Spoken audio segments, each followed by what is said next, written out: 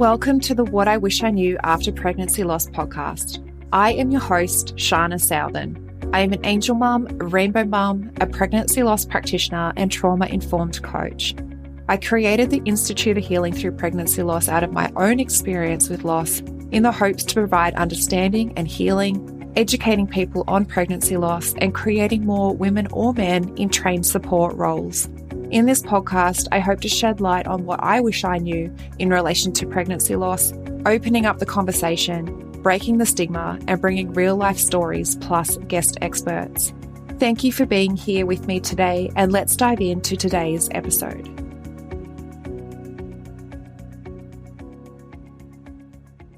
Hello, beautiful souls. So in 2020, I did a pregnancy loss healing summit and I interviewed a panel of guest experts in different ways that you can navigate your healing after pregnancy loss.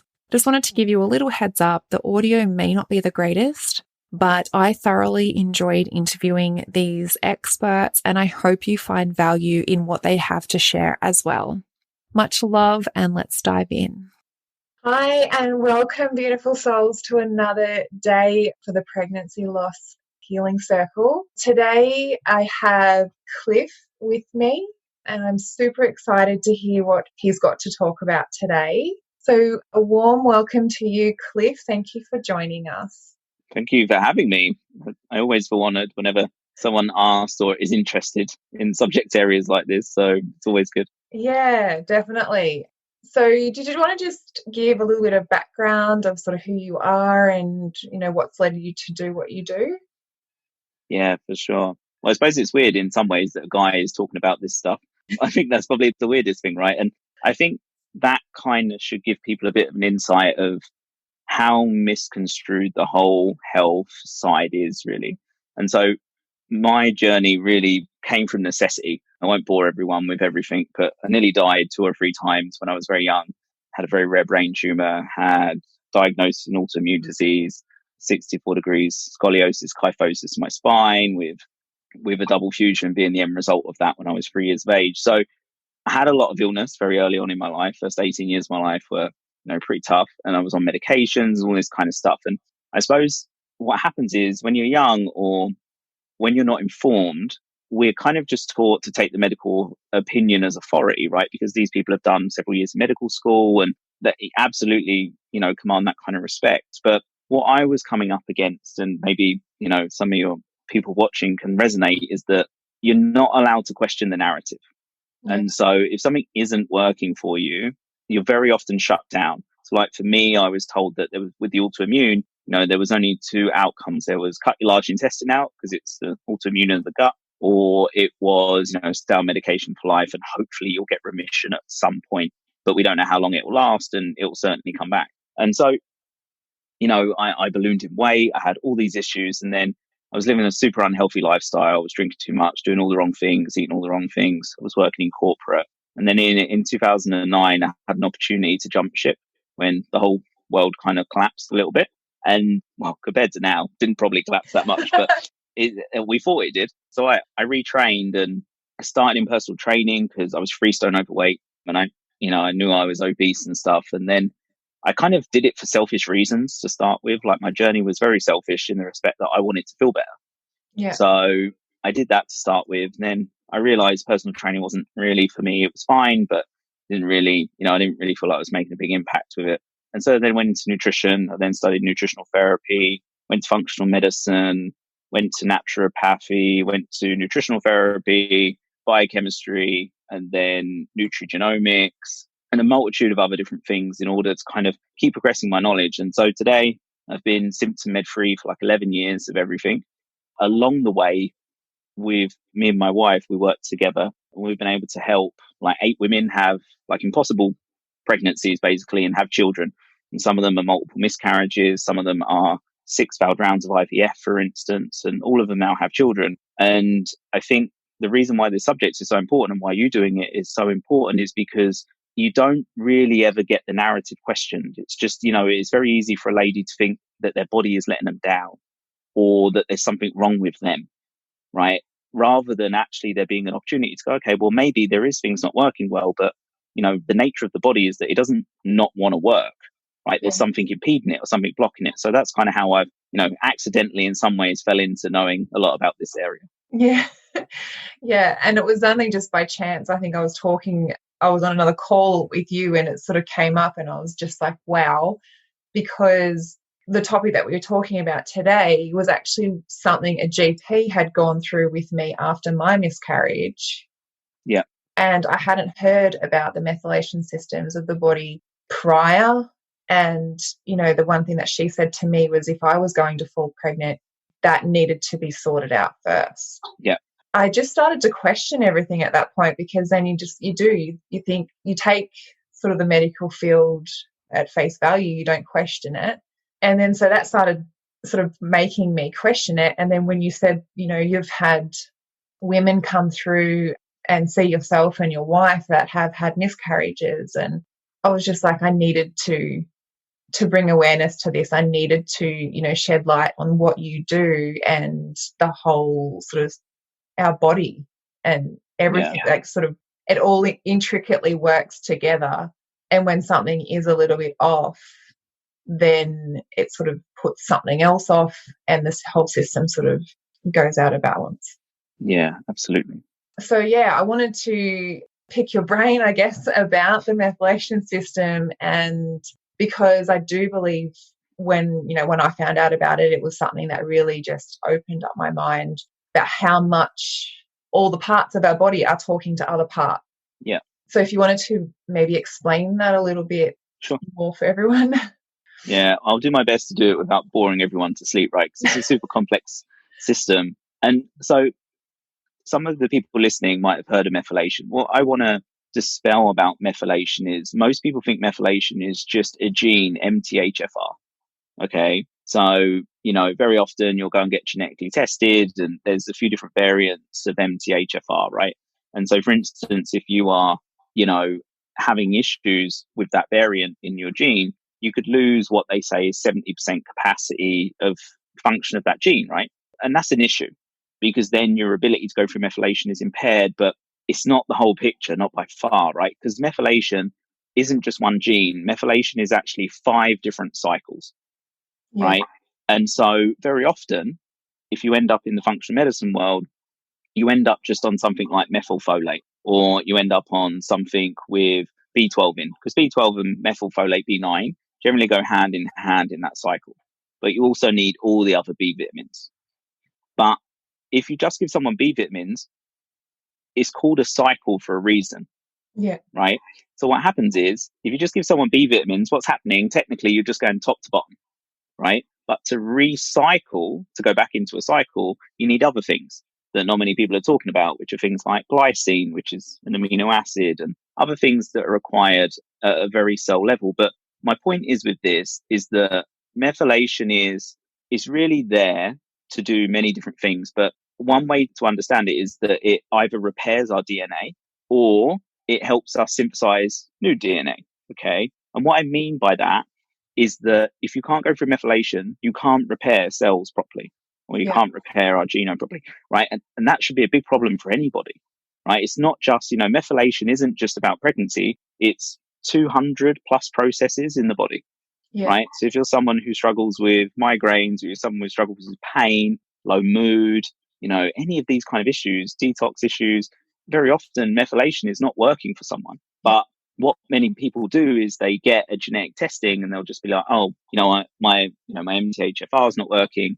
But there's so many genes that are relevant to it. And so what I say to people is that, you could be born with a terrible genome like me, right? That's how I got all the illnesses, because I triggered all them things. I didn't trigger them by accident. Your genetics, even if you have a terrible gene pool like I do, arguably, then it's still genetics loads the gun and lifestyle pulls the trigger for the most part, right? If you're not born with a genetic expression showing, which is only 5% of people that are born, right? So if someone is born with Down syndrome, for instance, or something that's, very obvious to spot, then that gene is expressed, right? So then there's limited control we have of that. But when someone is in a position where, maybe they carry a gene for Parkinson's or other things, or issues with pregnancy, if it hasn't expressed itself, there's still things we can do, right? And I think that's the bit that we should be empowered about. And methylation is, so intricate at a very deep level, and I could go into all the science, but like I said, I don't want to bore you. But what's so important is to understand it's part of a greater picture. And we don't realize that very often. Methylation is impaired by alcohol. It's impaired by high emotional stress. It's impaired by poor sleep. It's impaired by, toxins from nature, for instance, like pesticides and herbicides, and all these different things can mess up methylation. And so really the main takeaway about methylation is, what can we do to take the pressure off the body? Yeah. Like, that's really what it comes down to. And obviously it's very easy in the medical world to kind of denounce or to push to the side the importance of nutrition or hydration or, moving your body, being active, or getting good quality sleep, because they're not the immediate fix, right? If someone comes and they can't get pregnant, they don't believe, for instance, that changing them things is going to give them the result. They think that pushing them down the route of IVF, for instance, might be how they could get that result. And I'm not disagreeing. If, we've had clients who've gone down an IVF route and all these kind of things. You have to do the thing that feels better for you. But what I would say for someone is, methylation is one of those things that isn't talked about because it is so complex. Yeah. Right. That's really why it's not talked about. You often find that, we as humans, we get very uncomfortable talking about things that we don't know about. Right. And that just look at the internet. Right. I use an example of this time right now. You're either a mask wearer or you're not. Yeah. Right. And the reality is, why don't many people sit in the middle? And the reason they don't sit in the middle, because that's a very uncomfortable place to be if you don't know what you're talking about, right? Because if you can't see the pros of something, or you can't see the con of something, you're going to pick one side or another. It's that kind of tribe mentality, right? And so that's very often why not many people have this conversation around methylation or alternative ways in order to help pregnancies or sustain them, because it's kind of seen black or white. You've either got the really, really holistic people over here, it's like you can fix everything with this one thing, or you've got the really, really conventional people, which are the same, which is, a drug or IVF, whatever it might be. And I suppose my job with this is to sit in the middle and go, they're both right and they're both wrong, depending on the context, right? Yeah, absolutely. That's the thing. Like, I felt so empowered when my GP had that sort of alternate sort of approach to my miscarriage. Yeah. So I guess in layman's terms, you were able to explain sort of how the methylation system can affect miscarriage or affect like holding a pregnancy. Yeah, for sure. So what happens is, as we talked about, methylation is part of fueling energy pathways. Okay, that's probably the easiest way to put it. Yeah. And we need certain vitamins, minerals, and trace minerals, all this kind of stuff to make these things happen at a very cell level. And the problem is, when we don't get these things, we're malnourished, or, we're B12 deficient, or we don't get enough folate. So this is the thing we have to dispel. Like, one thing they did a long time ago was to say everyone should fortify everything with folic acid. Yeah. Right. It was probably one of the worst decisions we ever made. Right. Because what people need to understand, folic acid is the supplement form of folate. Okay. So folate itself is what we get in vegetables. So like, that's the active form, which is green leafy vegetables, dark green leafy vegetables. It's where you're going to get folate from. So what they did is gone, wow, folate is massively impaired, like with deformations in pregnancies. Right. So what they did is like, wow, if we put folic acid everywhere, because it looks exactly the same chemically, then we're going to solve this problem, right? Yeah. So what actually we know now is that folic acid in the supplement form, it binds to the same receptor as folate, but doesn't have the same action. So what it actually does is can cause relative deficiencies in something like B12, which is essential. So what I always say to people is that you absolutely need B vitamins and you absolutely need folate for a healthy pregnancy, but keep away from folic acid like the plague. Yeah. Like, it's bad for people, very bad for people. So the way to look at it, just to make it very clear, because some supplements will say folic acid, some will say folate. What you want to have a look at is understanding the best way to do it is just eat green leafy vegetables until, but the problem is they're not that tasty, right? People are like, I don't want to do that. But I'm just like, it's probably the simplest thing. You're going to get the most active folate by doing something like that, as long as your digestion's good. And so doing that. And then if you are going to use a supplement, don't use things in isolation. The body doesn't work like that. So don't just try and get folate. Don't just try and get B12. Like, use a good quality B complex where you've got a multitude of all the B vitamins, rather than, for instance, use one, if that makes sense, because that's how our body works. Yeah. And so, but make sure when you're looking at the packet, it doesn't say folic acid. Yeah. Right. And if you are going to get folate, you can get it in many different forms. The most potent form, which you normally see, well, not normally see, but if you work with a practitioner, they would normally give you, is 5-MTHF, which is methylfolate. So that's the active form of it. But if you're someone who doesn't have great methylation, that probably won't work that well with you. You'll probably feel anxious and irritable and like panicky. Yeah. Because what happens is, if you put a methylated vitamin in your body and you have a blocked pathway, you cause a lot of problems. Okay. So I don't often give methylated vitamins to a lot of people. There's many different types, but I normally give them 1 or 2 under, which are still very active, but they don't push that pathway so hard. So you're still getting what they need. So methylation, essentially, if you can't go through these cycles, what's going to happen is you can't transcribe new DNA.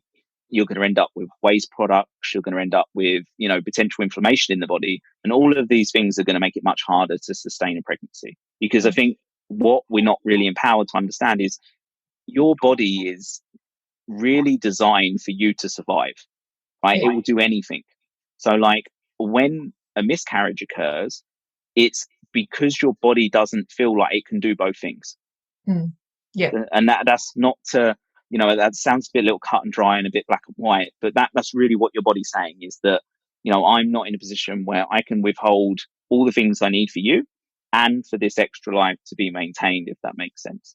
Yeah. And so with methylation, it's important that, yes, we have, zinc and choline and betaine, all these kind of different things, but that really should just come from a very broad diet, right? Yeah. Very broad diet. And methylation, if, for instance, it's out, then you're not going to be able to transcribe that DNA properly. You're not going to be able to repair damage and all this kind of stuff. So at a cell level, that's going to cause all sorts of chaos, right? And so, it's tricky to put it into one box because it covers so many different things. Yeah. But, it's something, if you have been down in a position where, for instance, you have had failed pregnancies, or you have had, children, and they haven't spoken to you about not just MTHFR, which most people do, but they haven't spoken to you about the 5 different cycles in methylation and how they work and how they pull them together, then it's something you want to go research, something you want to go question. Yeah. Because, it's so important, because if you can't methylate properly and you create a lot of waste product, you will then start affecting your adrenals, right? And your adrenals are part of your stress response in your body. And we know, for instance, one big issue is if the adrenals are imbalanced, pregnancies are going to be an issue. Yeah. Because of the amount of stress hormone that's placed. And also your adrenals, they produce something called DHEA, okay, which is a precursor to your sex hormones for both men and women, but for women as well. And if, for instance, you are very, very, very stressed, your level of DHEA will go down, but you'll keep pushing that cortisol pathway. And the problem with pushing a cortisol pathway is not just for pregnancies, but it'll be a nightmare for weight loss. It'll be a nightmare for thyroid hormones. It'll be a nightmare for, signaling to the ovaries. It blocks a lot of pathways in the brain. So finding that balance across a multitude of systems really is more important. Like, methylation is so important to make sure you're doing the basics, like we spoke about, getting green leafy vegetables, having a multitude of B vitamins, making sure, you've got magnesium and glycine. And I'm talking about all these things, but the reality is, if you eat a broad range of a diet, likelihood is you're going to hit most of this stuff to start with before you go heavy down the supplement route. Does that make sense? Because I think, it's very easy for me to go on here and be like, oh, take this and take that and take this. You end up on $200-$400 of supplements a month, but it's not sustainable. Yeah. Do you see what I mean? It doesn't really empower someone. If anything, it kind of disempowers them. Because if you say, oh, right now, to get the result you want, you need to take all these supplements, what you're basically telling the body in their brain is that their body can't do it themselves. Yeah. Right. And so I never want to do that with someone. Like, there might be blocks and impairments, but we should always explain why we're doing something, how long something's going to last, and what the result we're looking for. And then the idea is when someone feels good is to actually taper supplements away. Yeah. Right. Because that's how we're testing whether the body can do it for itself. Yeah. And like you said, you don't want them to be on like hundreds of tablets like every day when, a healthy diet with the right things could be what they need.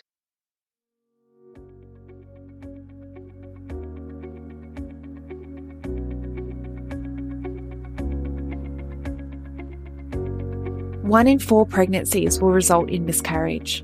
1 in 8 women will experience infertility. 1 in 100 women will experience recurrent miscarriage. And 1 in 160 births end in stillbirth. Have you been wanting to make a difference in the lives of women or men who have experienced pregnancy loss because you can see so many suffering in silence, but you just don't know how? Collectively, we can change how bereaved parents can access mental, physical, and emotional support after their experience. There is a lot of women with unhealed trauma, and there is a huge gap in the current support system when it comes to bereaved parents' recovery after loss. There are too many women and men suffering in silence. The Pregnancy Loss Practitioner Certification is a worldwide, one-of-a-kind program that gives you proven methods designed for healthcare professionals, medical staff, midwives, nurses, doulas, birth workers, coaches, and angel parents alike. The Pregnancy Loss Practitioner Certification is bridging that gap. It will give you a proven support structure to follow and education specific to pregnancy loss, created by a loss mum. It is creating more education specifically for loss so that you can enhance your service and become the point of difference. Or you can create the support that you so desperately needed in your healing after loss. This is the next level of growth and expansion you have been searching for. So does this sound like something that you have been searching for? Let's explore this more together. You can head to the episode show notes where you'll find the program application, or direct message me on Instagram and let's open up the conversation in how you can use this education. You have a gift, and I look forward to supporting you and witnessing you bring your gift to the world, healing and transforming women's lives.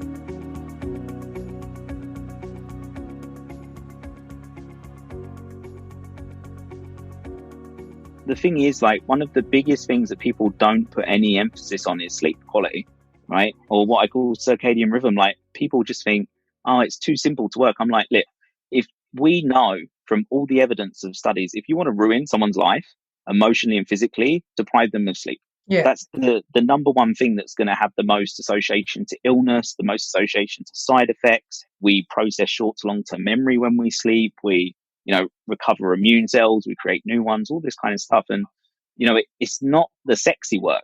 That's why, like, what I do, I always say to people, I don't do the sexy work, right? I'm not the guy who's like, oh, I've got this protocol that's going to fix everything.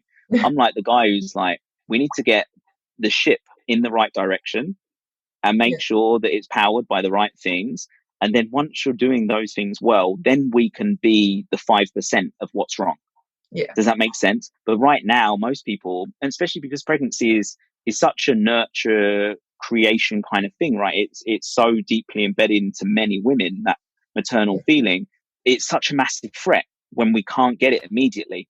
And then all the thoughts start running, the negative cycles, all this kind of stuff. And the reality is that, I've never met someone that's worked with us that we couldn't help solve it, right? Yeah. There wasn't anyone. And that wasn't always a quick thing, but it always worked when the person was on board with that way of thinking. Does that make sense? Yeah. And I think, when we go down the conventional medicine route, we very often, we get tests done. It's a yes or a no.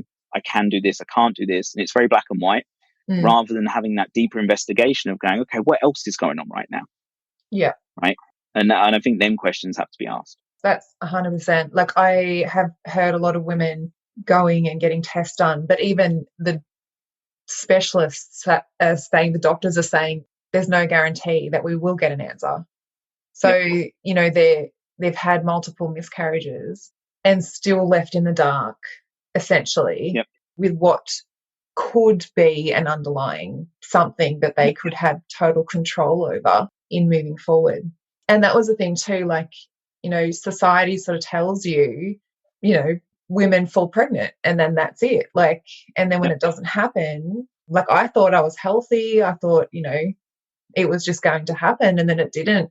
And you do start to question everything. And, that's why I really wanted to talk to you about this today, because there was just something that I knew, like, to bring light to it. And it can be something, is it something that they can do like prior to, wanting to fall pregnant as well? Because essentially that was one thing my GP said to me. That was one thing I could have done. So, I mean, the women that are going to be watching would have already experienced miscarriage. Essentially it could be after the first miscarriage, something that they can go forward in. Yeah, well, a majority of this, like what I'm speaking about, would be done like before trying to go into pregnancy anyway. Because obviously when you get into a pregnancy, using supplements and all different things becomes a little bit more edgy anyway. Majority of them would be safe, but in that case, we go overboard safety, if that makes sense. And it's just like, no, we're not going to do anything. So a lot of this stuff is like to do this stuff before, like you're looking to make that next step, if that makes sense. And what we're looking to do is really be in a position where we're being preventative rather than reactive, right? Like you say, obviously, ladies that are watching this, they've been through a miscarriage, maybe they've been through multiple. So what the aim is now, there's two things. One is not to attach to those previous experiences and use them as a validation of why it's going to keep happening, because that's that negative reinforcement cycle emotionally, right? Yeah. But on the physical side is understanding that if this is completely new to you, this should be like a lifeboat, right? In a way that you're like, wow, actually, I've not heard of this, or I've not explored, or anything like this. And, I'm happy to give like a set of steps of how I would look at it, because although we're talking about methylation, it's kind of like, what top things can we do in order to make sure that thing's working as well as possible, if that makes sense. I believe that, if we can be in a position where we have that empowerment of process, rather than it's just, I'll take this supplement, because it's very easy, you get someone on talks about methylation, they're like, yeah, just take methylfolate, and things will generally get better. And that for me doesn't answer why the process wasn't working. Yeah. Right. It's just that quick fix again, because life isn't just about a pregnancy, right? Life is also about your health beforehand, afterwards, because, if you have a child, but you feel completely wrecked, and you end up in that, post depression state, or those things that happen afterwards, it's going to be even tougher. Yeah. Right. You get past one hurdle, which is having a child, right? Which is amazing. But then, for instance, if you, don't sort these issues out, there could be a multitude of other things that follow afterwards. So if we can be preventative at the start, like likely the process is much, much easier. Like we were just visiting friends this weekend. And so they initially were clients, and she'd had 2 failed miscarriages when she came to us, and both around 8 or 9 weeks, roughly that kind of time. And she's now, her first child that we helped with is now 4, but she's literally pregnant. She's due next week with her second, and had no issues at all, like nothing that was ever an issue, completely natural birth, all this kind of stuff. And we were talking to her, and now she helps people with things like pregnancies and stuff, where she does, breathing and calming people down, more the holistic kind of, because she was a head teacher at school, very stressed, all this kind of stuff. But she didn't realize how much that emotional stress of so much responsibility was affecting her physical body, because she didn't necessarily have bad symptoms. Like she would get the odd bit of bloating or gas, or she would have the odd restless night's sleep, or whatever it might be. And her energy wasn't amazing, but it wasn't like she couldn't get out of bed. Like she was functioning. But then like that kind of bomb hit with the first miscarriage and the second one. And then I think she heard us on a podcast or something, and then worked with us. And what I explained to her, I said, what you have to understand is you can be doing everything right physically. Like she was eating organic food. Yeah. She was, exercising. She was doing all the stuff that everyone tells us to do, but still having these miscarriages. And I said to her, it's totally possible that you can be doing all of them things right, but your emotional stress is so high that it knocks everything out of kilter. Yeah. And people find that really hard to believe, because we're very often disconnected from what's going on, like emotionally up here, to what it's signaling to the rest of our body, right? Yeah. That's the thing. Like our mind is so linked to our body, and, it's not healthy, I guess, going forward in a pregnancy to have that fight or flight response sort of on a constant day-to-day basis, because you said it's like that cortisol sort of hits like all the time, and your body's not going to feel safe. Yeah. Well, and that really is, there's the emotional side to it. So you can go down the route like my wife does, which is more the advanced hypnotherapy and all this kind of stuff, where you're looking at deeper underlying subconscious beliefs and triggers of why someone has an issue. But then on the physiological side, it's very easy to see how them loops work. Yeah. Like from a point of view of your nervous system. So from your brain stem, so like kind of the reptilian brain, as we would call it, you have three outputs called the vagus nerve. And that vagus nerve controls your heart, your lungs, blood flow to the gut, for instance, all these important areas, and really is part of understanding the parasympathetic nervous system, which has kind of been coined your rest and digest. And it's where so many important processes happening. But when we're constantly in that fight or flight, like you said, that sympathetic nervous system, and you don't have the balance of the autonomic nervous systems, like you end up in a really horrible place. Like we work with clients that have that imbalance. They're very, very sympathetic dominant a lot of the time, and they're not getting that parasympathetic kick. And it's so detrimental because that high cortisol level is messing up methylation, right?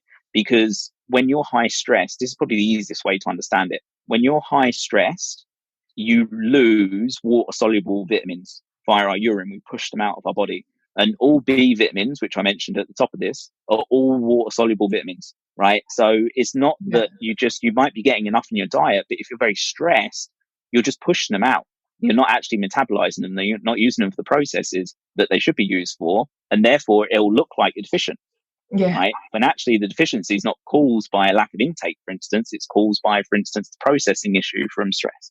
Yeah. And like you said before, that like your client, she had on the outside what looked like a healthy lifestyle. She was eating the right things, doing the right things, but had just that high stress. And I think one thing to mention is the silent issues that people are not looking at. So like pretty much every person that I've tested that had miscarriages had undiagnosed infections.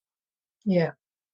Had either yeast, fungal, bacterial, parasitic infections. And again, because these things are very often in the gut or the intestines or liver, wherever they might live at that point, people don't see the relevance to pregnancy. Yeah. Does that make sense? But if you have an infection, your immune system, 70% of it is in or around your gut, is having to try and deal with that. That's and the immune system is regulated by your adrenals a lot, right? It turns on and off. So you can see how all these systems turn on and turn off and they regulate each other. So like I say to someone, if you've got things that you don't even know are there, and the key questions we should ask ourselves is like, have I been on holiday and got travel sickness? Have I gone swimming in lakes? Have I, ever swallowed seawater? Like, have I drunk out of streams? People are like, why are these relevant? And I'm just like constantly like, we think it's very romantic, but honestly, like the amount of pathogens and things that there are out there nowadays that can happily live in our body, just, using our nutrients and the food and all this kind of stuff. And you could be completely asymptomatic, right? But still have them there, but they're causing a stress on your body because they might be giving you malabsorption issues. So like, for instance, people got like dark circles under their eyes, or they've got flaky skin, or they've got these issues. Like they're all sign of like malnutrition issues, right? They can't absorb fats properly, not getting their vitamins, minerals in, whatever it might be. And that's why we have to zoom out and look at the whole human rather than, I know like we're talking about methylation, but we have to look at what affects methylation. And the more stresses there are mentally or physically, then the less chance someone has to get that long-term result that they're looking for. Yeah. And I know that you've mentioned before, like also just to make sure that, like you're looking at the person as a whole and understanding if there is any other underlying health conditions that could be leading to these imbalances. Yeah. It's a huge thing. Like I spoke about, being disconnected from our body. Like people don't believe like having a diagnosed autoimmune disease is anything to do with pregnancy or could affect it. Does that make sense? Or that even if we, or even if we're obese, for instance, and that it can have an issue with pregnancy, and the troubling thing for a lot of ladies that have had miscarriages is that they see people that don't honor their body or don't look after themselves, that have had children. And that causes this massive conflict. And what I say to people is that, honestly, you never know what's really going on. Just because they can have a child, do you want to know that child's going to experience in the next 10, 20 years with colics and hypersensitivities and IBS from when they're born and all of these kind of things as a result of that person's choices, and not on purpose, right? And Yeah. I said, it's very easy to look at the immediate result and then put that back on you and be like, what's wrong with me? The reality is, like, for me, with all the issues I have, I probably have to work 10 times harder than someone who doesn't, to maintain my body weight, to maintain my good sleep, to maintain, how I feel. Yeah. And that's something I just have to accept because of the cards I got dealt, if that Yeah. makes sense. Yeah. But I totally understand for women how they find that very hard to reconcile in their mind when they've seen people who don't honor their body, don't do these things, and they still have a pregnancy which looks successful and, baby's fine and all this kind of stuff. And I just say to people, I'd rather be the person that has to work a bit harder Yeah. and get the result, because generally then what you're going to pass on to the child via umbilical cord or through the period of, trimesters is going to be a lot better for them than, for Yeah. instance, someone who hasn't done that kind of work. So, but I do truly understand how tricky that is to reconcile. Yeah, it's a good point to make though, because I mean, it was one thing that went through my mind after my miscarriage, to see, I thought I was healthy, and Yeah. I thought I was a perfect kind of vessel for a baby, and then you see the obese people and you just think, well, how did they get it? And that's like, it's almost an instant thought process that goes through your mind. But Yep. to definitely have that other perspective of, having this awareness now of, what they can do for their body and how they can, create a better environment for a baby. Like you said, the baby is going to be fed so much more nutrients, and so the whole process is going to be so much better than, potentially what this other family will be dealing with down the track. Yeah, for sure. Well, you also, like, I always say to people, I'm like, it's because someone can have a child, that's one step. But I was like, then the effect of how the child is from when they're born, it's like you only have to look at the massive prevalence of things like colic Yeah. to know how healthy someone was when they were pregnant, Yeah. right? Because, like, for instance, if there's hypersensitivities like colic or, cranial sacral issues or whatever it might be, it tells us that the mother was basically taking, as soon as the adrenal glands were formed in the child, the mother is taking that resource and using it to fuel their own process. Yeah. Right. Yeah. So then when the child is born, like, and they have these hypersensitivities or these things, like, I always say to them, like, you can only work with what happens, right? If you're listening to this and all of a sudden, them things are happening, it's not bad. It's just what it is. Right. Yeah. And then all you have to do then is work with, okay, well, what can I do to empower myself now? Like, how can I then make that decision? Because we can't go back and change the past, right? I can't go back and straighten my spine, right? Yeah. Even though there's plenty of evidence now to show that people with very, very severe scoliosis, for instance, like I have been able to straighten it through years of certain exercises with no Yeah. operations. But when I was 3 years of age, I couldn't really tell that to a doctor. I couldn't really do the research, right? See, Yeah. you have to, go, okay, well, what's the best of my situation in this moment right now? And it's very easy to be hard on ourselves about what we haven't done or what we could have done better. But I think, like, releasing that past and just being like, okay, well, this is my chance to, clean the slate. And if it was a totally clean slate, how would I be towards myself right now? I wouldn't be hard on myself. I wouldn't be, having all the negative conversations, doing all this kind of stuff. I've been reinforcing that, okay, well, each moment I'm going to make this choice because that serves me and the little one that I want to bring into the world, right? Yeah, absolutely. And I like that you mentioned that about, like, just, if they had the chance to switch that thought process and say to themselves, like, what if I had the chance to start again, and what can I do now, like, to have that control over themselves moving forward? And, there is absolutely no guarantee that it won't happen again, but there's just, you would know in yourself that you did everything absolutely in your power to make that, the best outcome as possible. There was, to be honest, I'll give you a story of a lady who's just started working with us, and it's not about pregnancy now, but her story is she had 14 miscarriages before she had a child. Wow, that's insane. I honestly, like, my world shattered after one, and to go through what she did, but then, I mean, she got her baby in the end, but to go through 14, that would just be, I couldn't even comprehend that.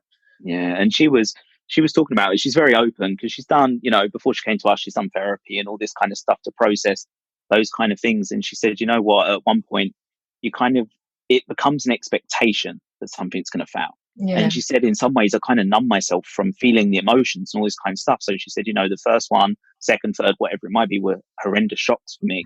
And then as I kind of went down, not that she expected it and didn't have any emotion, but it became, it's like us, we as humans, we desensitize the situations, right? Yeah. And we do it on purpose, because if we gave all our emotions to one thing all the time, it just burn our circuits, our brain circuits, right? So, you know, that's kind of how it was her coping mechanism. That's what we do as humans. We find coping mechanisms. I just said to her, I said, you know, whatever it was, you were clearly meant to go through that path in order to get this result you have now.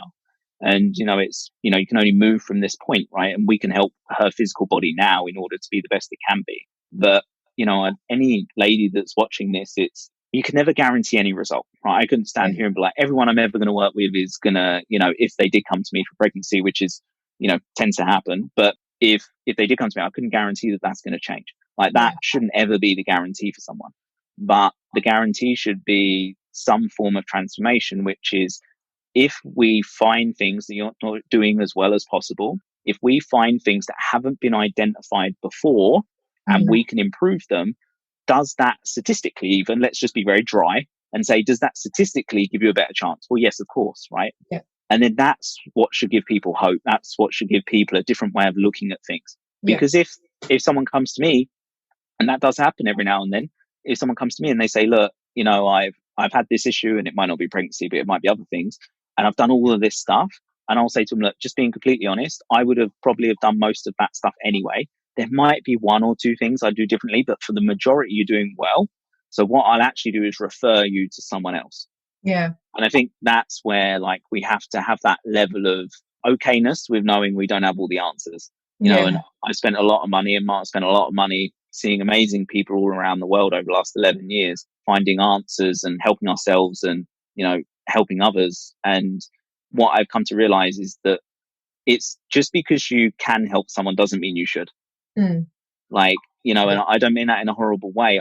It's not withholding anything from someone. It's more that energetically you feel that resonance, or you feel like, you know, it's the right time. And it's not a forever thing.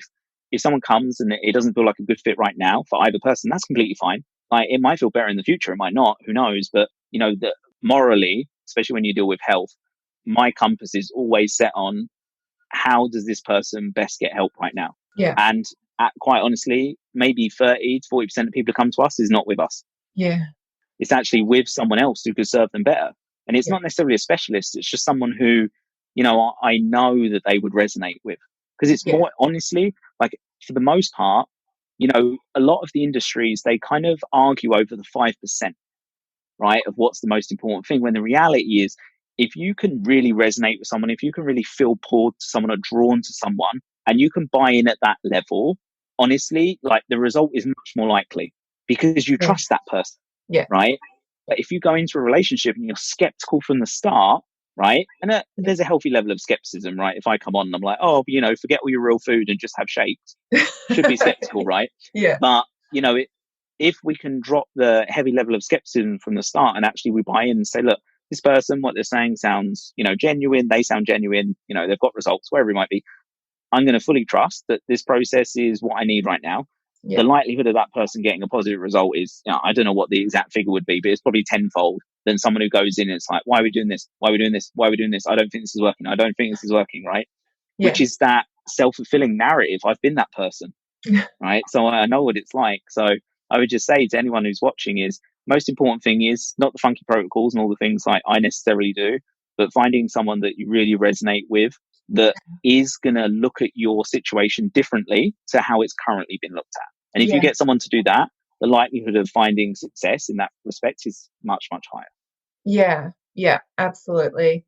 And it is about having, like you said, having that connection and having an open mind about it too. Just, not going in closed-minded and pretty much shutting everything down that is being said. Yeah. So is there anything in particular that you would like to offer the women, maybe that they can implement from today? Or Sure. I would say what I would do is, one of the things we do with our clients is we get them to kind of do like their buckets of well-being to start with. So it doesn't matter if it's a high-end CEO or elite athlete or anything like this, we get them to look at their different buckets of life, so to speak. So we get them to look at their health. So that's one bucket, and you mark it out of 1 to 10. Okay. So if you're in 1 to 3, you need to do something in that area right now. Like, that's not going to be a good result for anyone. If you are kind of 4 to 6, you're generally doing okay, but it could be better. And obviously, if you're 7 plus, then generally that's not the area you need to focus on right now. Yeah. Right. So what I say to people is that most of people focus on just their health, when actually, if you look at their other areas, so money, their relationships, the community they live in, for instance, and their emotions or spiritual kind of, however, religion, whichever one resonates with the person, you'll often find the areas are like 1 to 3 or 4, something like this, in areas that are nothing to do with health. Yeah. Right. They've just got this massive stress somewhere else. And until that is acknowledged or dealt with, then, for instance, we can't expect to health shoot up. So for us, it's about zooming out. And so what I would do is, look at those separate areas and kind of mark yourself on a 1 to 10 and really bring awareness first, right? To, actually, I didn't even realize like I would score it that way. Does that make sense? And so the first thing is awareness. Then from that point, it's then personal responsibility. It's because we run something called the ARA method. So awareness, responsibility, and action, or aligned action. And so what I would say is, once you've brought awareness, which is kind of the 5 pillars, then the responsibility element of it is, what can I control now and what can't I control now? Yeah. Right? Because, for instance, I can't control, like Marta at the moment's doing this advanced training on American time. So like her body has to think that she's on the East Coast of America at this moment. So she's up till like 3 a.m. doing these trainings every day. So what I can't do, because we're going to sleeping in different beds at the moment to make it easier, what I can't do is control how she wakes up and how she feels. Yeah. Right? What I can control is what time I go to bed, how I feel myself, all these things, right? Yeah. And what we do as humans, we have this, want to control things that we can't. So like, for instance, in a relationship, it's how will my partner feel, whatever it might be. And these things cause a lot of stress to us. And so I always say to people, the responsibility bit is optimize the things you can control right now. Yeah. So you can control your sleep, you can control your movement, you can control what you put in your mouth, you control, your exercise, your hydration, all these things you can control. They're the things that we should optimize, right?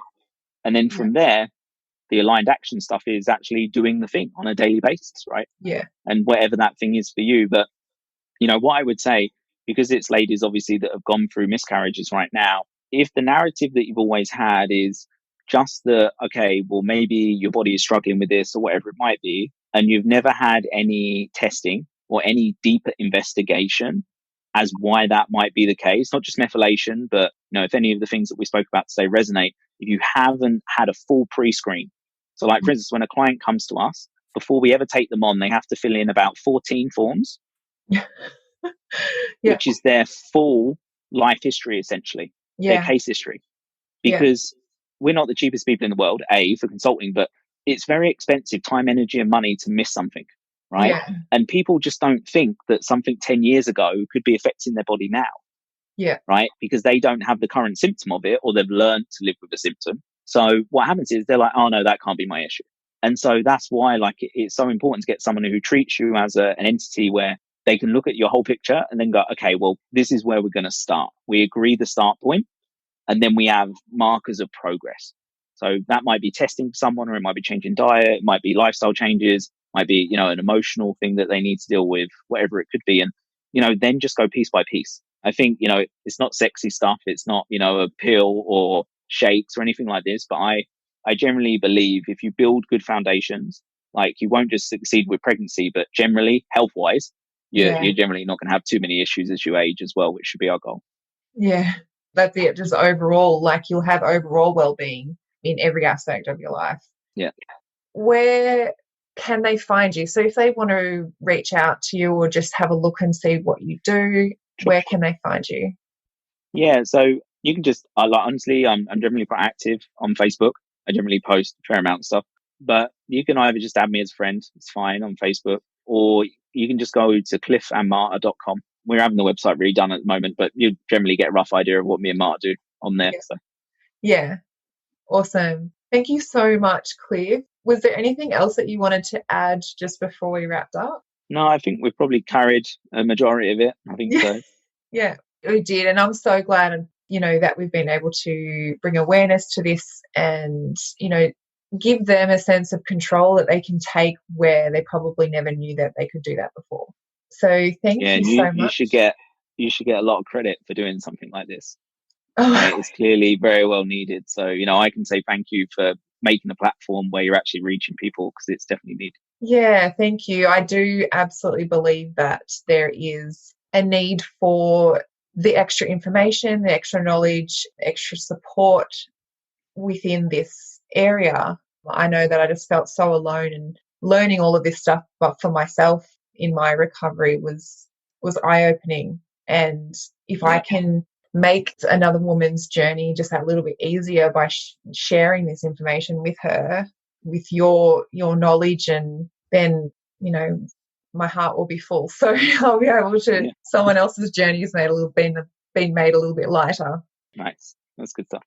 Yeah, but thank you so much again. I really appreciate your time today, and so much value within this.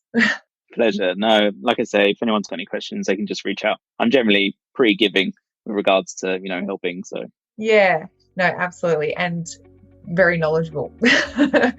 Again, thank you. Thank you for listening in with me today. I hope you found this episode helpful. If you did, I would absolutely love to hear from you. Take a screenshot of this episode, share it to social media, and tag me at Institute of Healing_PL. I love seeing what is resonating with you right now. If you want to chat further, I invite you to connect with me through Instagram. Head over and follow my Instagram account, send me a DM, and let's open the communication. If you want to know more about how you can be the support for others, head to the show notes and fill out the application form for the Pregnancy Loss Practitioner certification. I want to also note here that what I share within the episodes is not medical advice. If you need further support, please consult your doctor. Thank you again. Much love to you. Be gentle with yourself, and I look forward to supporting you on the next episode.